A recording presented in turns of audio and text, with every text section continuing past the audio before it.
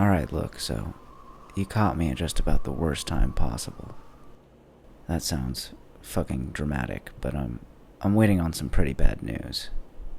And believe me, I'm used to bad news, but this is just not fucking good. So I'm kind of starting to go crazy. I'm at the part where I'm worried that if I keep overthinking it so much, I'm actually gonna make it worse somehow. Like, inadvertently will a bad outcome. Of course, that just makes me worry even more. Inadvertent willing. That's a paradox. Most things are. I've always wondered if maybe thoughts can really come true that way, through some sort of like psychological osmosis. Kind of like that manifestation shit my mom is always on about. But less hippy-dippy, less altruistic. Maybe more like a physical property. Almost like our bodies are sort of just in the way, and the line between our thoughts and reality isn't really even there. Like, maybe if we want to see what's really going on, we need more senses, or we need to tap into something that we just can't quite. Meanwhile, all these emotions inside everybody, it's like they're just fusing into the world. No wonder the world is so miserable. No wonder I feel so disappointed. Although that itself may be the reason. Maybe it's a catch-22. What's a catch-22 again? Thing is, this whole situation I'm in, or facing, or I'm not even really sure how to talk about it, but in theory, it may not be that bad. Though of course it could be. It could change everything I know forever. It's fine. It's not that uncommon a problem. It's not in my control. Nothing is in my control. And in the grand scheme of things, it doesn't really matter. Nothing matters. Wait, does that actually make it better? Why can't I just accept it? Just accept it and move on. We can end a problem without solving it. Christ. Who am I even talking to right now? I always bring an audience. Somebody's got to be listening. Somebody's always listening. But it feels so lonely in here. If I could write just one good thing, I'd be happy. I bet if someone were listening, they'd be impressed, though. No one really writes anymore. They'd think I'm deep. All writers are deep. And smart. All writers are smart. Maybe they'd be scared. I'm scared. Am I scared of myself? I need to watch something. I may need to do that for a while. I can never make up my mind. Something funny. YouTube. Seinfeld. Seinfeld is a thing that is funny. Funniest Seinfeld moments part 1. 7 million views. Wow, I love this one. It's a classic. Wait, do I love this one? I don't even know anymore. It's like they're using Kramer as the straight man. It must be from season 1. You can tell the show hasn't found its footing yet. Kramer is supposed to be Kramer. He's not himself. He's not himself. He's immature. He's lost the joke.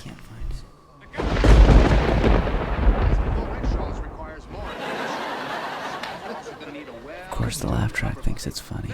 Thinks everything is funny. Because it's fake. It's fake laughter. For fake characters. Even knowing that, I still feel some part of myself half chuckling at it on cue, like I've just been conditioned to laugh. To participate. To be what I am. I'd like to think that there's more to it, but maybe that's just a hope. That there's more to anything. Maybe it's my fault. Maybe this scene really is funny. Maybe I have no sense of humor. Maybe the whole world is laughing. Maybe I am everything I hate. I need more context, that's all. I never do get the context. I never put in the effort to getting the most out of things. Because I'm a burnout. I'm a loser. I can't do anything. I'm an addict. My parents are ashamed of me. Wasting my potential. No, my potential was a lie. It was a product I was sold. A myth I bought into. In reality, I'm so impatient that I only watch fast videos of an already short show, because I know deep down I'll never make it through without ending up distracted. And this method is less of a commitment. Less commitment is more desirable to people like me. And all the people like me who just want to be numb, want to be fed, want to be distracted from anything and everything. You can't even sit down and sit still long enough to enjoy a sitcom, even if it's the best sitcom ever made. It's true, isn't it? I'm too lazy to click over to the full episode of a show I know is good, but never take the time to really watch. Even though I always tell people I do. I tell people I love Seinfeld. Why do I say that?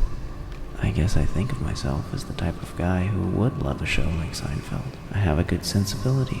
No soup for you. I always laugh at that. But the truth is, I only watched clips from that episode too. So I'm a liar. I'm just acting, performing, impersonating, pretending I am what I'm told I'm supposed to be.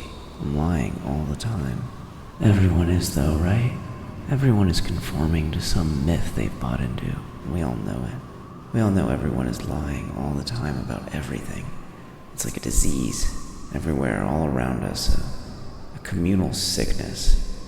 We forget we're lying at all. No one wants to admit it. No one knows the cause. No one even knows how to talk about all this lying. So we just keep going and going.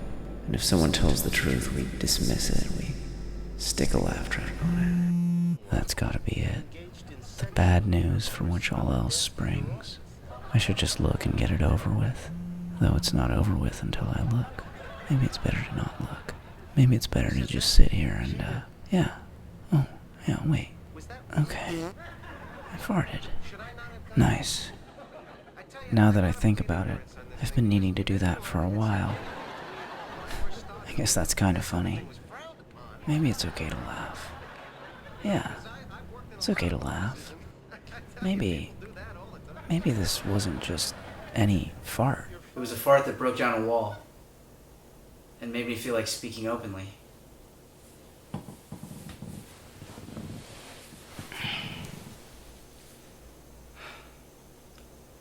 It feels like most of my life is spent mindlessly consuming media, most of it designed to reinforce what I'm not, and almost nothing that reminds me who I actually am. I like the idea of not fitting in, just not the feeling of it. If I could really have my way, I think I'd like to be celebrated for not fitting in. I think my level of insecurity is, in a lot of ways, really quite impressive. I do love myself, just always in private. I could speak for hours and still feel completely unheard. Subtlety is overrated in life, but underrated in art. Anytime I speak to anyone, I'm already thinking of how I can get out of the conversation. I prefer to text. I tend to come off as very busy that way. Social media makes me feel awful and lonely, but I keep using it because not using it might make me feel worse and lonelier. It's virtually obvious that everything online is a form of covert pornography. The lone exception is actual pornography. At least that's honest with itself. I think people barely know how to enjoy real sex anymore because they're so conditioned by voyeurism. Not that I personally have this problem, it's just something I'm hearing, around town. Nuance isn't a word many people seem to have in their vocabulary. The greatest fear young people have these days is being ugly, which, frankly, is not a very attractive trait. I smoke weed to slow down my thoughts, even though I know that weed makes my thoughts faster. Almost anything anyone does these days is just to get attention. So much so that we've normalized now that life be just a big popularity contest with likability and marketability and sex appeal 10 times more important than things like intelligence or I don't know, being genuine.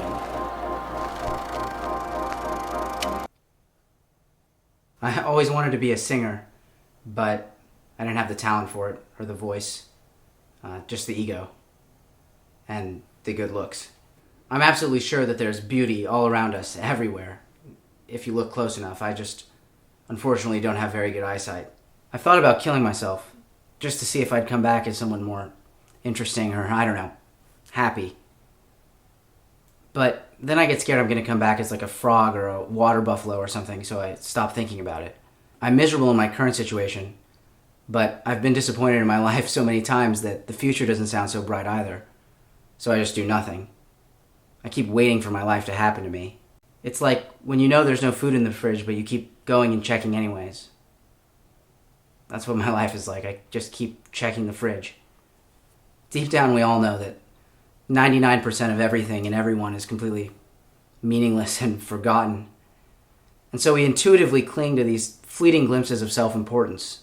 We pretend that things that matter don't and things that don't matter do, to compensate for the fact that whatever our personal truth is, no matter how heart-wrenching or profound or miraculous it may be, it's never really going to be able to be shared. Not in its entirety, not in the way that we would like it to feel seen and valuable. Like the people on TV seem to be. In fact, we don't even know how to begin with that. So we end up trying to condense our lives into frames and pictures and labels and posts and whatever we can give to people to affirm that we exist, but always in the exact way that we want to, and also in the way that's the least work and the most immediate. We embrace surfaceness. We we don't understand each other, and we don't understand how to understand each other. So we can't understand art or self-expression. We don't even really believe in it. And that's how you end up with a shell of a generation like mine where addiction is up and literacy is down and relationships are superficial and depression is actually assumed and personality is veneer. How could anyone exist in that and come out okay, let alone as a genuine optimist? But then I think, maybe there are some people, real artists, if they still exist, who know that nothing else is really worthwhile, that the only thing worth even attempting in life is to forge a path to that connection, to interiority. Because if we can do it, if we can really connect to each other, if we can stop fucking lying and see people as they are and not just the surface, maybe that's a miracle. Maybe we can find God there. God, or something like God. I mean, God-esque. That's how desperate I am. Desperate for it not all to be a hollow, self-serving projection, for the laughter to be genuine, for it not to be a show about nothing. But it probably is. Because time exists, even when we lose track of it, and we're all gonna die, and we can pretend all we want, but we still have to be ourselves. And that's funny. That's really funny stuff.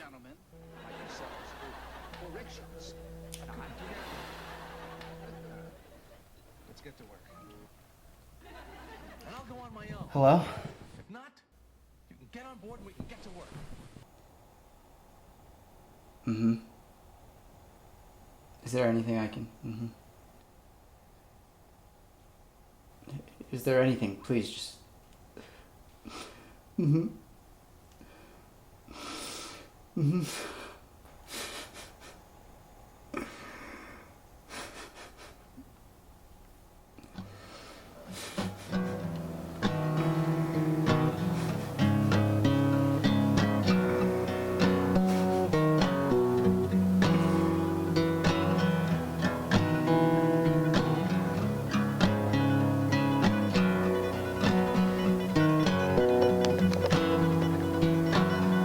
Secondhand worries constantly bug me.